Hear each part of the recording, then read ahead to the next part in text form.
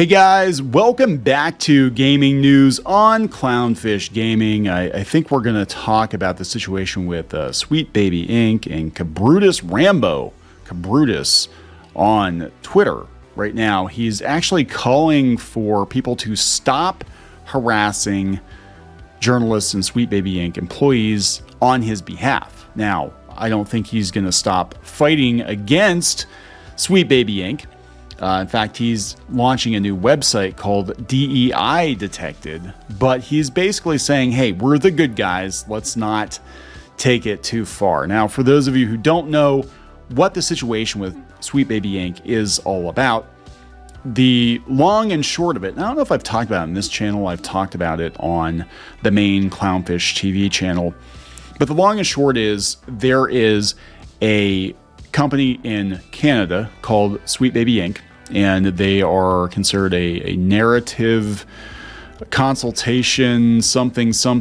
According to their own website, they were founded in 2018. They're a narrative development. There we go. Narrative development consultation studio based in Montreal and working around the globe. The mission is to tell better, more empathetic stories while diversifying and enriching the video game industry. We aim to make games more engaging, fun, and meaningful, and inclusive, and all that DEI stuff. That's what they're going for. Well, it turns out that they have been involved in a lot of recent AAA disasters, and Kabrutus started a list on Steam, keeping track of games that they reportedly worked on, and you start to see a common thread. A lot of these games have been huge misfires, like Suicide Squad, Kill the Justice League. Well, because he dared do that, they tried to get that list taken down. We had a Kotaku journalist infiltrate the Discord. I believe this list actually has over 200 and some 50,000, 60,000 followers as of the recording of this video.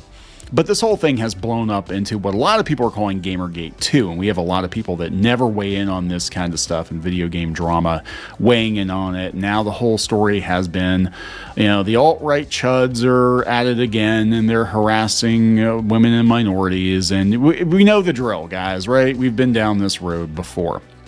It's really interesting, though, that Kabrutus is basically saying, hey, don't harass people on my behalf. And I think that's actually a good statement to put out. I do. Because sometimes movements like this, they kind of take on a life of their own. And, if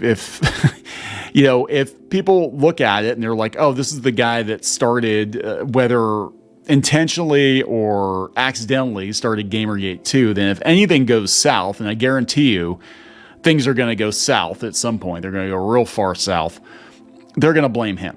Even though what kicked this off was him simply putting together a list of games that the Sweet Baby Inc. company worked on. So I'm going to read his tweet. We're going to read some of the responses and see what people are saying here. Kabrutus said on Twitter, I would like to ask everybody who really cares about what's going on to stop harassing other people. I know how you guys feel, and yes, I'm aware of the articles, but bear in mind that this is not the way to solve anything. Ask them questions, support me and the cause, spread the word, but by any means do not harass anyone as responsible as they can be. We do not fight harassment with more harassment, but with the truth. We are the good guys. Let's make sure that everybody understands that, okay? Yeah, I mean, that's the thing. And I've seen enough online drama over the years. I mean, I've been on the internet for a while. Right, going back to like the Prodigy days. That's how old I am. And I've seen internet movements and internet dramas blow up. And a lot of times what happens is that the people that started these things, whether intentionally or accidentally, a lot of times they wind up taking the blame, again, if things go south. And a lot of times people just run with it. And that's kind of what I think is going on here, is that people are just running with it. We have some responses here. Josh, the animator, says the claims of harassment are likely false. We're exposing their agenda, and they're flailing in panic. This person says, agreed, the most productive approach is providing criticism, asking questions, and spotlighting the misdeeds of the related parties. There's no need to resort to things that will play into the victim narrative of Sweet Baby Inc. and their defenders. Too late. Everybody's already like, oh my God, we were just minding our own business. And then these horrible men came along. Don't stoop down to their level. Fight their hate with the truth and with the community. Don't become the very thing that's destroying video games right now. I've seen a lot of people weighing in on the Sweet Baby Inc. stuff.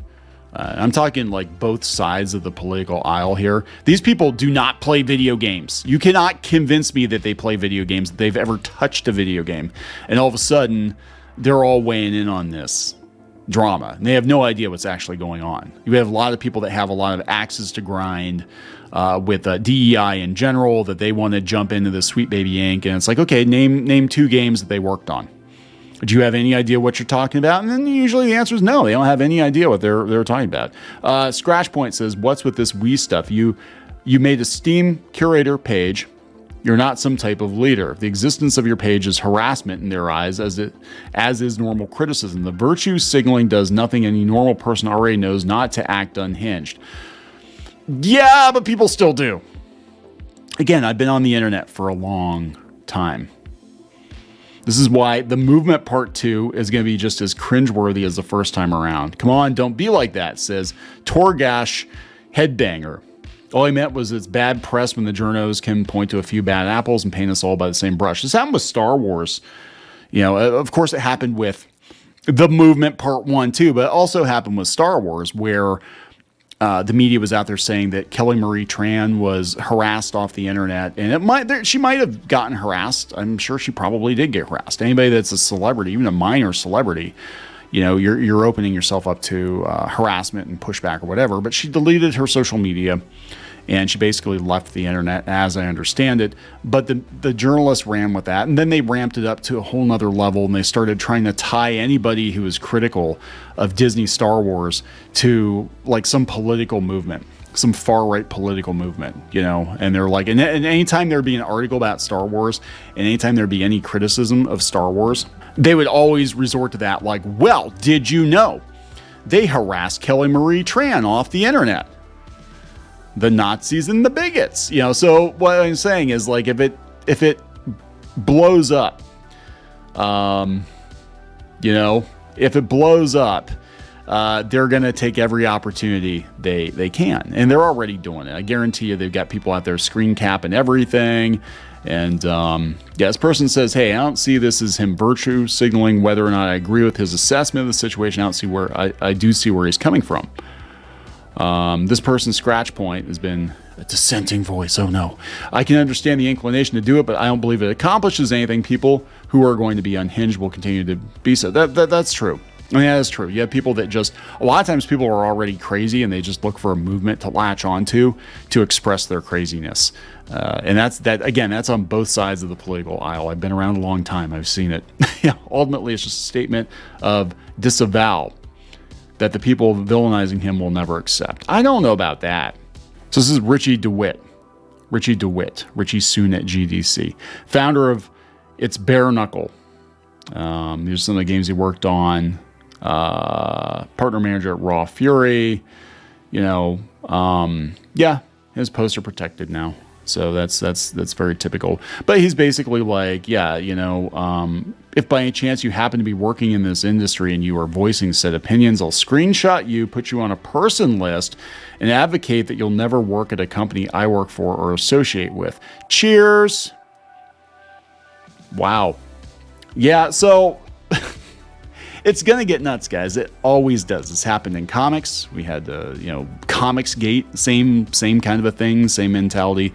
And then that was another one where, you know, the cart got away from the horse, where the guy who was most affected at the beginning of Comicsgate had to pretty much say, hey, guys, don't do this on my behalf, right? I got my opinions, whatever, but don't ramp it up to an 11 on my behalf, but people are going to do it. And there's just a lot of frustration. You know, there's a lot of frustration. Gamers are very frustrated because we get blamed for everything. You know, it doesn't matter. It doesn't matter who it is, what side of the aisle they're on. You get blamed for everything. And if there's a shooting or something, we get blamed for it. If somebody takes their own life, we get blamed for it. If kids are racking up massive debts on their parents' credit cards, well, the video games are evil. The video games are, gambling. And in some cases they actually are. But you know what I'm saying? Like, gamers are always getting blamed for something. So I don't think he's noping out of this completely. DEIdetected.com is his website. He's going to be working on that. So I think he's basically going to take this whole idea of keeping track of companies that are definitely political, and he's going to take it to the next level and go outside of Steam. And I think he's doing that in part because he knows Steam will probably eventually pull that down, I think. But there we go, guys. This thing's going to get really ugly, and I don't know how it's going to end. I think it's going to I personally think it's going to kind of peter out. I think we're going to see the end of AAA games, or at least the end of the age of the AAA title. We're going to see more AA titles. We're going to see more indie titles, and companies like Sweet Baby Inc. aren't going to be necessary because we're not dealing with budgets of $300 million, cash infusions from venture capitalists and all that kind of stuff. And I think what will probably most likely happen is some of these people will still be in the industry working on indie games, and studios are going to pivot to smaller games, and they're going to kind of hope that you just kind of forget about it, I think, is what's going to happen. This is kind of what happened with Comicsgate too, where it was like, it was this big thing. Everybody had to give a statement on it, and I will never work with anybody that's even agrees with anything that Comicsgate says, and that just kind of like dissipated. And they just kind of hope that you forget about it. It's the internet, guys. I have seen so many of these flare-ups. This one does feel a little bit different, though. This feels like this is like the last stand of AAA gaming. But we'll see what happens. I don't know. I guess my thing is, like, you're allowed to play whatever games you want to play. And if you don't want to buy a game because you think it's politics or heavy-handed, then don't buy the game. It's that is the studio's problem. That's the developer's problem.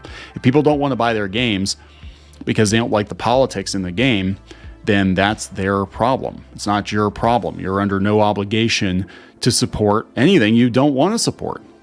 You do you, boo. That's all I'm saying. So I'm going to wrap it up, guys. Please subscribe for more gaming content and gaming news. We'll talk later.